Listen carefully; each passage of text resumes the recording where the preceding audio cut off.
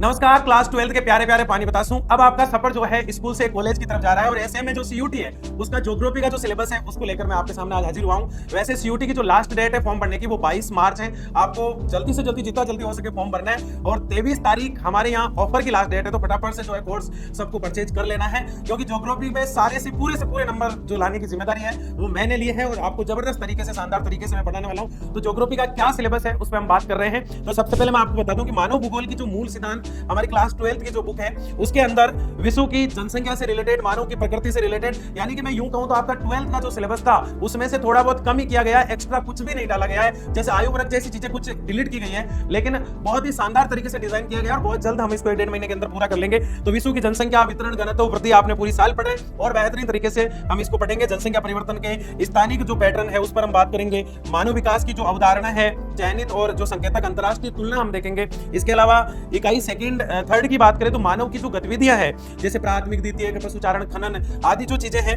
उसमें निर्वाह कृषि वगैरह, फसलों की भी बात हमें दोबारा से करनी पड़ेगी। इसके अलावा द्वितीय गतिविधि में संकल्पनाओं को हम देखेंगे। कृषि से रिलेटेड ज्यादा मुद्दे इसमें डाले गए हैं। घरेलू पैमानों की बात इसमें की गई है और सबसे पहली बेहतरीन तरीके से जब हम खनिजों को पढ़ते हैं तो उसके बाद उद्योग एक मेंशन वाला पॉइंट हो जाता है, तो उद्योगों को भी डिटेल से यहाँ हमें पढ़ने का मौका मिलेगा दोबारा से।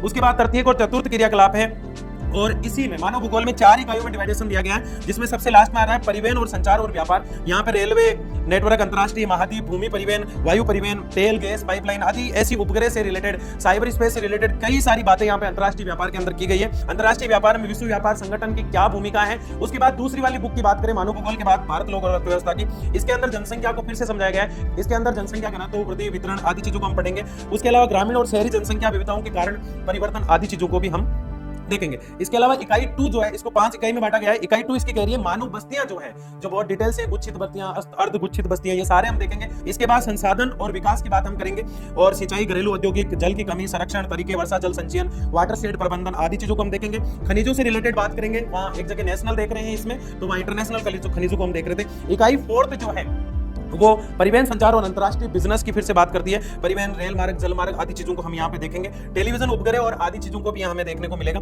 चयनित मुद्दों की बात करें, बाढ़, भूकंप आदि समस्याएं, भूस्खलन जैसी कई समस्याएं आती है। उसके अलावा शहरों में और गाँव में किस प्रकार की समस्याओं से, गंदगी से रिलेटेड, साफ सफाई से, स्वच्छ मिशन आदि पर हम बात करेंगे और भूमि से रिलेटेड समस्याओं की हम बात करेंगे। तो इन सारे टॉपिक को बहुत ही तेजी से हम पढ़ने वाले हैं। याद रहे आपको कि फॉर्म भरने की जो लास्ट डेट है वो 25 मार्च है और 23 मार्च ऑफर की लास्ट डेट है। सबको फटाफट से कोर्स ले लेना है, क्योंकि 26 तारीख से बहुत ही धुआंधार तरीके से हमारी तैयारी जो है वो शुरू होने जा रही है। मिलते हैं क्लासों में, बाय बाय।